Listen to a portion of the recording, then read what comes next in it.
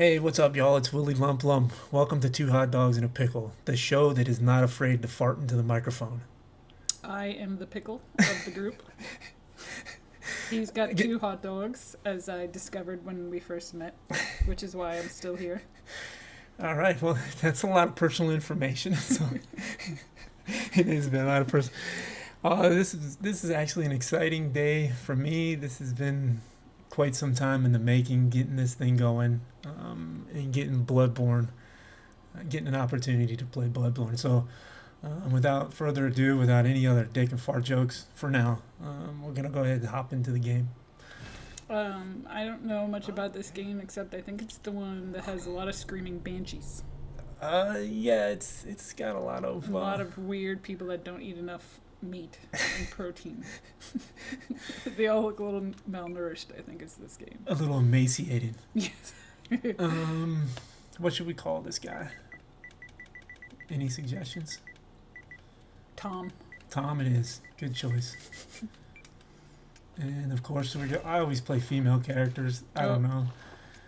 Maybe I'm channeling something. Your inner feminine nature. Perfect. I also don't have. She's not very feminine looking though. She's got a very, very manly hairline. Oh, and how do you do this?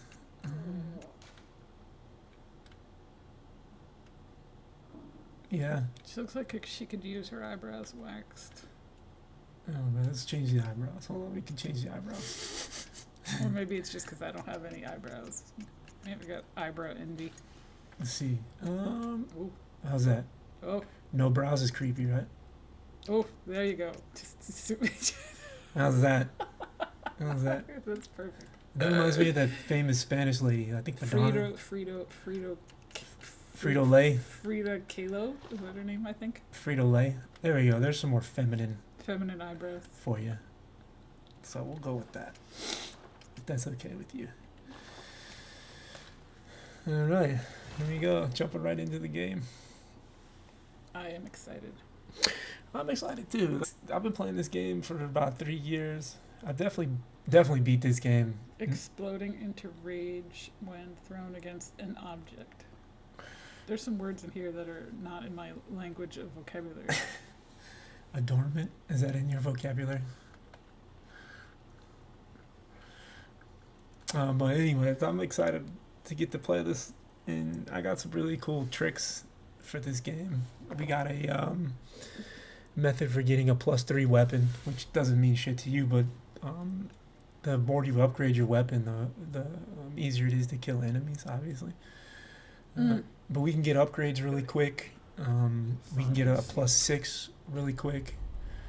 See, like, what's that word say? Yosefka.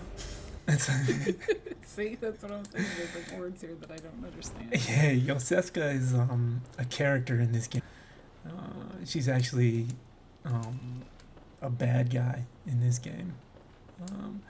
So the premise of this game is that a church discovered how to cure any ailment through blood transfusion. So Can like, they cure any of the viruses? yeah, can they cure COVID? They probably did cure things of that nature. So what happened is there was a interesting side effect of people taking these blood ministrations. So you can see all these tables. These tables are like, it's like a lab where people came to get a transfusion because they had something like terminal, like cancer or something of that nature. Did you know that they found the first murder hornet A murder hornet, in Washington? The thing is like 2 inches big. and it actually can kill somebody.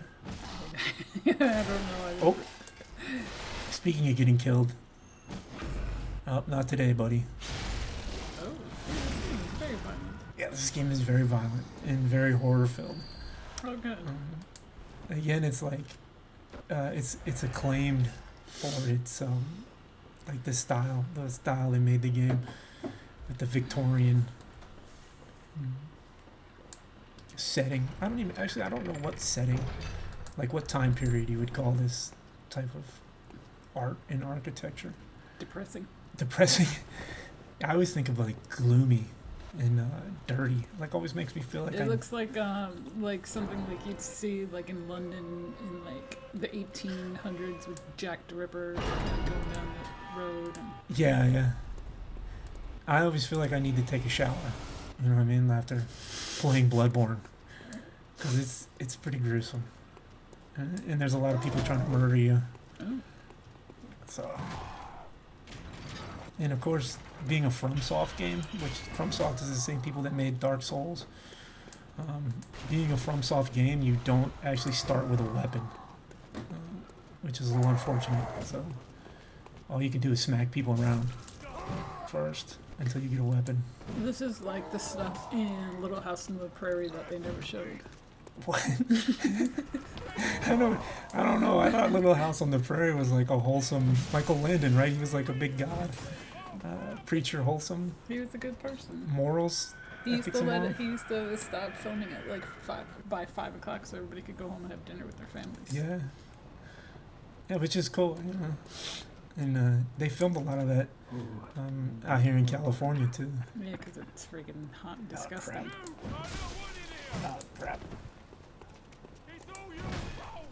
I'm really just trying to have a conversation with this guy. These guys are making it difficult. No, he wants to kill me. For some reason. See, this is some of the side effects of the blood transfusions. Like, these guys turned into beasts and stuff.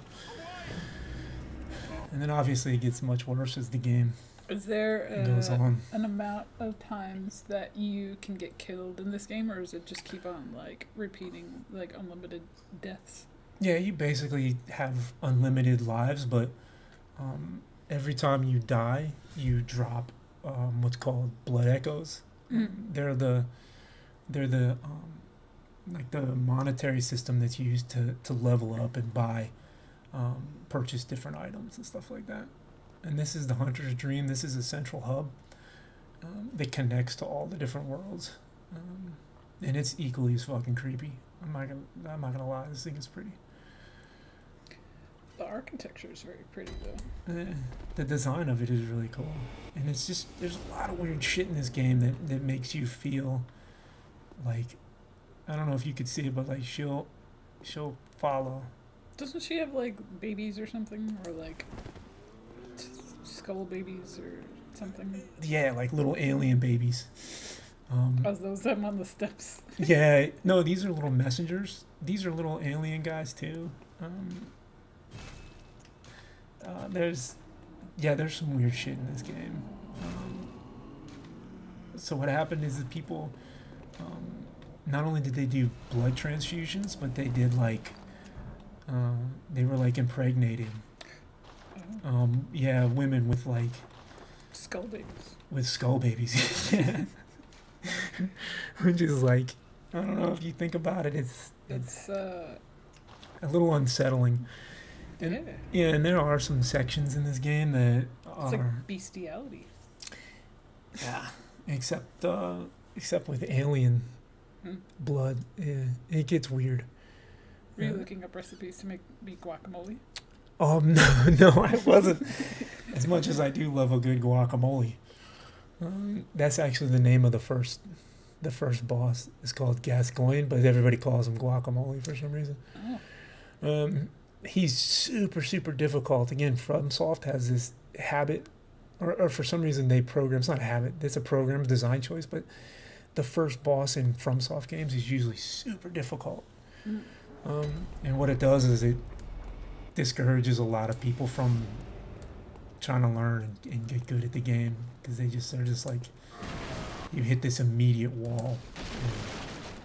And, it can be super discouraging, and a lot of people won't make it past that first boss. But fear not, because I have the recipe for guacamole. I have the recipe for guacamole. I do. And the secret ingredient is a little bit of lime sauce. So. And did you know that being in California, that we have not ever found tacos that are good? They're all just Yeah, the best tacos are in New Paltz, New York. Shout out. Yeah, definitely. To Mexicali Blue. If you're ever in New Paltz, it's definitely worth getting a taco. from Mexicali Blue, 100%. Definitely my favorite taco spot. And I'm born and raised out here, and I gotta be like, Tacos in California are greasy and gross. they can be disappointing. Well, if you don't know what a chicharron is, like a is or I'm sorry, yeah, chicharrone, I think is what it's called. Skin, pig skin. Yeah. It's disgusting. When it's done right and you don't know what it is, it actually can be really good. But it's a fried pork skin, as like the base of the oh damn, that guy just hit me right in the chest. As the base of the taco meat, like, so instead of like, oh god, this guy's kicking my ass. Okay, I might have to stop talking about tacos for a second and fight this guy.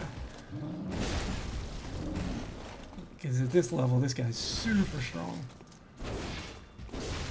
But fear not, I'm a badass.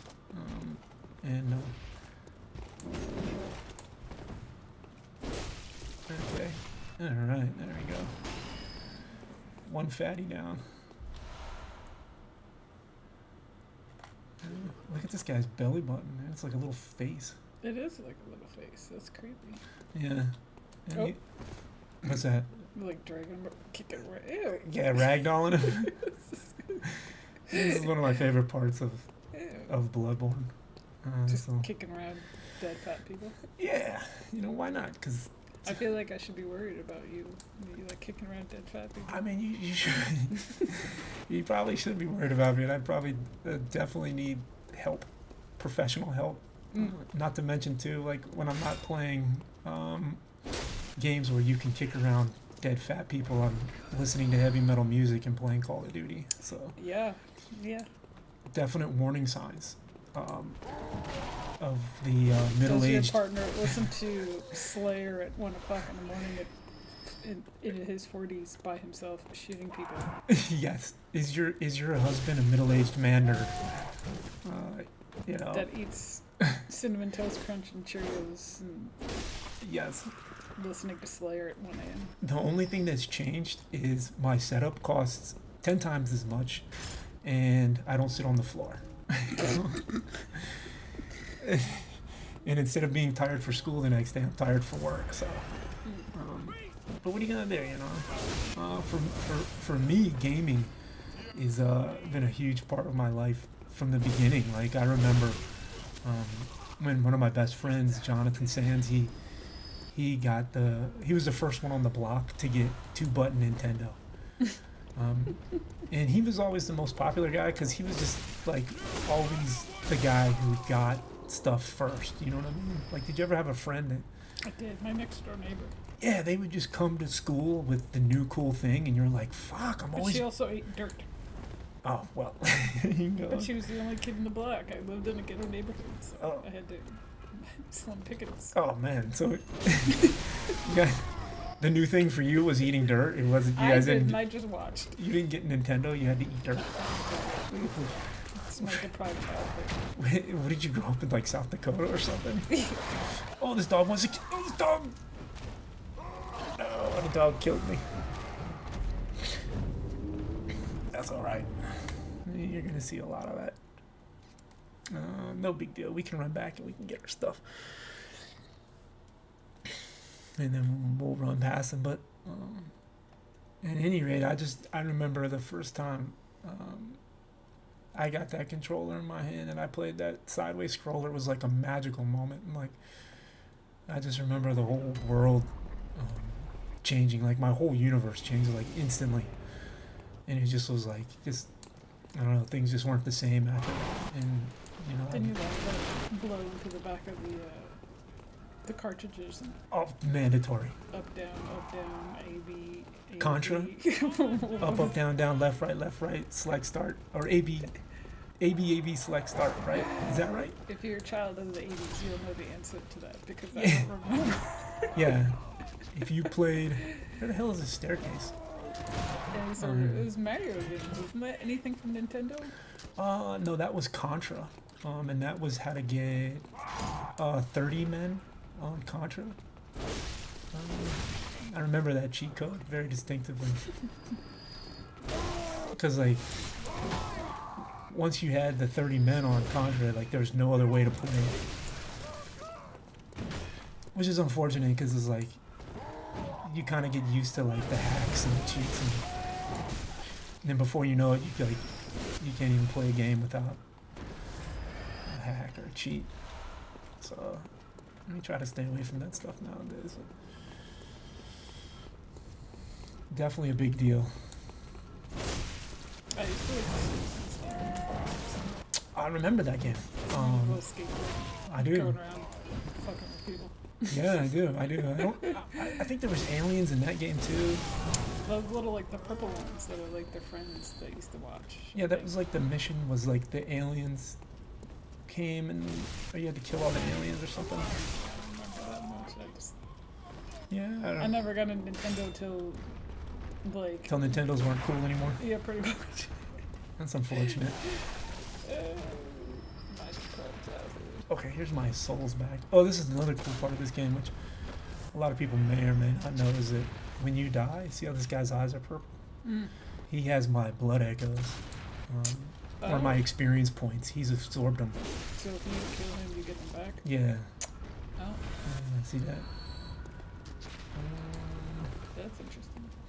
It is because like Now you can tell who you should focus on. yeah, and then if a really strong enemy picks him up, you might be screwed. Mm. I just got to play this part a little more cautious because these guys, early game in Bloodborne is you can die very easily,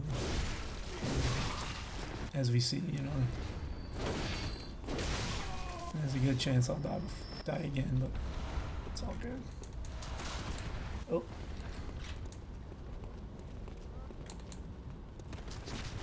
That's me following me.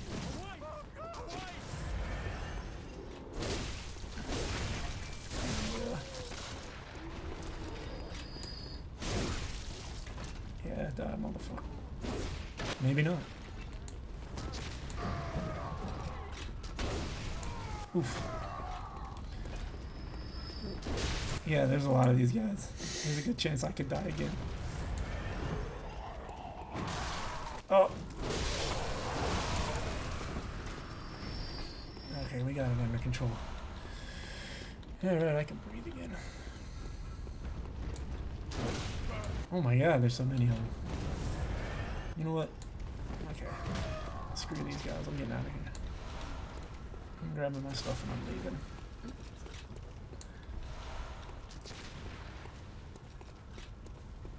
Moving on.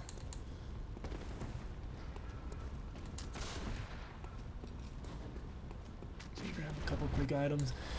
Again, I definitely suggest taking my time and going through this level. There's a lot of resources that can be picked up in this section, and we're gonna try to grab them all here quickly. And like I said, we could get up to a +3 weapon really early, and then after that we can get a +6.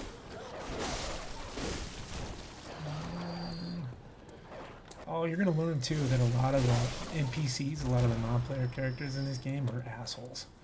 Mm. And you can choose to help them or to not help them.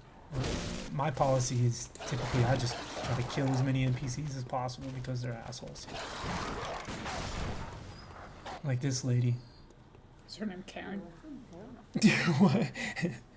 I told you that that's the new term. Oh, The new term of like the angry soccer mom from Long Island whose son is not good at playing soccer and the mother refuses to sit back and let him sit on the curb. So yeah, that's a thing about moms want their kids to do everything and be the best at it so they can tell all the other Joneses. yeah, and then the participation award, like the everybody should win attitude. I never understood that mentality myself. I think part of, failing is in dealing with the failure is a part of developing your character and stuff. But this is one NPC that we're gonna let live only because she's gonna die later anyway. But she's pretty cool. She'll actually help us out. We'll do a little co-op fight with her, And an outsider. which is cool. But she's a bitch too. Yes, you've been caught up in. You know, she's got like a tone to her. There are no sheep You know what I mean? Like an edge to her voice. Like you can kind of tell that she's like still lingering about. still lingering about. Like What's wrong? no, she's saying we're scared. She's talking smack. Yeah, already. We just met her. Granted, like you can fight her now. Like there's nothing in this game that's preventing me from hitting her and turning her hostile towards me. So this game is full of decisions like that where you can choose to either help NPCs or fight NPCs. Oh, it's like the books you had as a kid. Yeah, choose your own adventure. Exactly. Another child of the 80s. Yeah, I wonder if the game developers had They're that all in mind. child of the 80s. Well, it's Choose your own adventure. yeah, in this game will raise some. But the thing was though, like you would always read one and you didn't like it, and you would go back to the page and like no, I'm gonna do it. Pick the other adventure because the first one sucked. You cheated at choose your own adventure. Everybody did. I'm not the only one. I didn't cheat at choose your own adventure. I went back and did the other adventures. Like I went back and did them after I did the first way. That was my thing, is I could not do a path. Well, that's why you're the 40-year-old man who plays video games. That's still to the full extent. yeah, trying And then the rest of us just cheated our way through the front. to. Yeah, both methods equally effective. It's true. I'd say as long as you're enjoying playing, you know what I mean. And then, did you read the Mad Lib too before you remember Mad Libs? Oh my God. Did you read the Mad Lib and then fill it out, or did you fill it out and then read the Mad Lib? No, I don't think I did. I think I had a harder time trying to remember what was a verb and what was an adverb. Oh. I never remember those. I still don't remember which one is which. Like, what's an adjective? Which one is the one that ends in ly? What? I think a verb is obviously an action word, and then an adverb is a word that enhances. Like you could say jump high, and then high I think is the adverb, or run quickly. Oh, that's unfortunate. That guy fell down there. See, you don't know either. I'm not 100%. I'm gonna be completely honest. I'm not 100% up on my grammar. I know a noun is a person, place, or thing. That's the easy one to remember. I know a verb. I'm pretty sure an adverb is a word that enhances An a verb. action. Yeah, like Like running quickly. Oh shit. Well, yeah, there's that. Death number 2. You need a med kit. We got healing in this game, like blood vials and stuff. I was just taking that guy a little lightly. It's super easy to die early game, and we'll just run back to where we were and get our stuff real quick. Only take a second. So we can just run. Oh, there's actual like missions and stuff that you have to do in this game. You're not just going around killing. Yeah, so the the idea is that you came here looking for the cure for whatever particular disease this guy has. The COVID. He's got the COVID. He's got the COVID. Yeah, and then, he's got the cooties and he's looking for the cootie shot. Dude, if you find the cure for cooties, dude, every middle school kid will be very thankful. I don't think kids now know what the cooties are. I don't know. Less than our 40s now, we all have the cooties. Or at one point had it.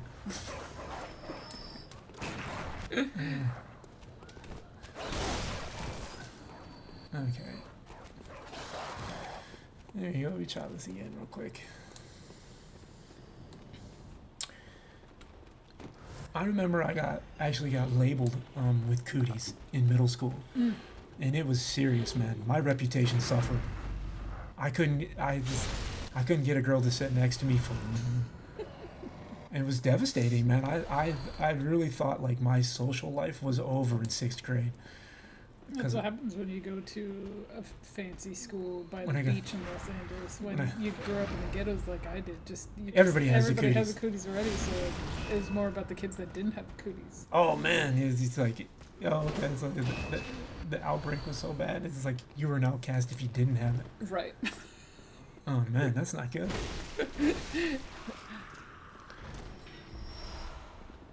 And I mean, I'm kind of glad. Where security guards were undercover cops and off-duty cops and stuff like that. Yeah, it's a shame that things have gotten, especially like in the 90s, they were pretty bad that way. Nowadays, they're talking about Well, now there's a whole thing about kids not even going to school. the guy that allegedly killed Tupac is back out on the stand again on trial because What? Snoop Dogg says he knows stuff about the fact that he killed him. The Snoop Dogg Suge is Knight. testifying? No, Suge Knight. Suge Knight is testifying. He's locked up because he allegedly killed Tupac. Oh, is he really? I think so. I gotta look it up because I saw it somewhere. Oh my god, man. The gangster rap drama, dude, just It's never still ends. going. I mean, at some point, you just gotta chill, I guess, right? And he's a big boy. Is there a picture of him? 6'2", 265 pounds. Yeah, man, there's stories of him, like, hanging people out of windows and doing some really crazy, like, legit gangster stuff, you know? The article says, Suge Knight killed Tupac, claimed Snoop Dogg. So Snoop Dogg's gonna testify against him? Yeah, Oh, man. you better watch his back. That's what I'm saying, man. Tupac. And apparently, I hung Vanilla Ice over a A balcony. balcony, yeah. It was Vanilla Ice? Yeah. Oh my god, man, that poor kid. Vanilla Ice was such a tool anyway. Did he come from the same neighborhood that you did? I don't think so. I don't think he did. Did he grow up? Was he from California? I don't know. I don't know. Let's find out. But he got ripped, man. But Vanilla Ice was actually like a talented artist, man. That kid could dance, man. Well, he's from South Dallas, Texas. Oh, okay. He could dance, man. He was actually a talented artist, man. And just, I don't know. He just did. It was just unfortunate. He became into the bubblegum pop trend where, I'm going to pay this money to do this and do what I say because it's going to make you famous. Yeah. Just like the rest of them. And they all become trolls Yeah, it's. because it's going to make you rich. I mean, I can't imagine. Like, I'm not rich by any stretch of the imagination, but I mean, you can just think about the impact it would have on your life to wake up one day, not necessarily wake up one day, but just, almost overnight have like financial independence and. It's called playing the lotto and winning. True. Well, these guys, like, these artists, they do a lot of hard work. Like, there's a lot of people, like, that's why I say I still have respect for Vanilla Ice, because the guy put a lot of effort into learning how to rap and how to sing, and, like, he could dance. Like, he learned how to dance, and, like, if you go back and watch some of those videos, like, yeah, he's a He knows tool. how to stop, collaborate, and listen. For real, man. And for real, he was popping and locking on stage, man. He was, man. I did a little bit of break dancing back in my day. You know what I mean? I could rock the cardboard. See, I never got into that stuff though. I was thinking. I told you before. When I was 13 years old, I was freaking into Smashing Pumpkins. I was like a freaking crazy fan of Billy Corgan. Yeah, that was a huge deal. And before that, in the 90s. Before that, I used to like New Kids on the Block and Debbie Gibson. So I did. How do you go from like you're talking? I turned 13 and puberty hit and grunge hit, and all of a sudden Debbie Gibson wasn't cool anymore. it was 1991, and when I was 13 years old, I was thinking when Nevermind from Nirvana came out. Oh my God! Life changed forever for all of us 40-year-old man nerds. Yeah, yeah, and it's it's crazy. Like that, like Nirvana is like you see like You see like 15-year-old kids walking around in Nirvana shirts. You're like, you don't even know who the heck they are. I know. Just take that shirt off. Do you even know who freaking Chris? What's his name? Novoselic. Is that his name? The guitarist. The bass player. Yeah, yeah. Do you even know who he is? Yeah, no, Well, right. now he's like a bluegrass player or something like that. Is he really? Yeah, he's really good. Oh my god! And how do you go from Nirvana to? But, yeah, it's kind of like it's kind of funny how like I take that personal, like, and I have like, Well, it's because you've seen them live many of times. And yeah, it's like my era. You know what I mean? And like my generation. You know. it's like my mother. Don't talk about the Doors because she'll freaking. You get a mouthful. Yeah. She's seen Jim Morrison on stage. Damn. But no. I would have definitely liked to see Jim Morrison perform live. I heard he got really They weird. went to Woodstock and dropped out of school, and it's the '60s. Saw Zeppelin a million times and That's cool. Stones. And Anyway, we're gonna end the episode here. We're about halfway through Yarnum, so we just opened up a big shortcut. finish talking about cooties next time. Yeah, so next time we'll pick up our conversation about on the next episode.